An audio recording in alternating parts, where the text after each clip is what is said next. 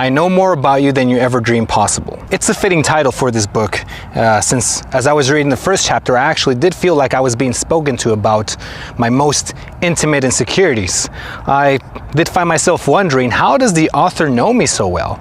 After 30 seconds of thinking about it, I kind of figured that maybe this deep insecurity that I had was actually a common psychological complex that everybody has, but nobody talks about. So it's kind of like cold reading, where you say something that applies to everybody, but everybody thinks that it only applies to them. Kind of like how everybody thinks that they're special.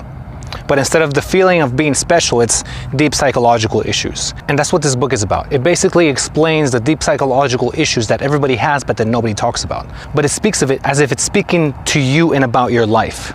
And I actually only felt that deep resonating in 2 topics of the book. But there's so much covered in this book that I'm sure that everybody who reads this book will get that feeling at some point during the book. A central theme of the book was the topic of resentment and how people grow to resent those authority figures, whether they be parents or teachers or bosses or priests, those authority figures that reward or punish us or accept us and reject us according to our behavior. And the reason why we grow to resent them is because we know that their love, their acceptance is conditional. And we have to work hard in order to keep them happy. Their happiness depends on us until you feel like there's no point to the whole cycle.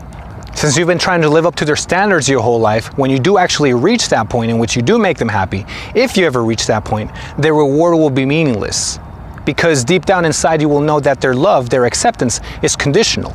And that if you ever happen to have your own opinion, or if you ever decide to relax and actually be yourself, you know that you will lose their approval. This, according to the book, is the root of many psychological issues. And it goes over different ways in which different people try to deal with it. And I'm sure that at some point it will describe you.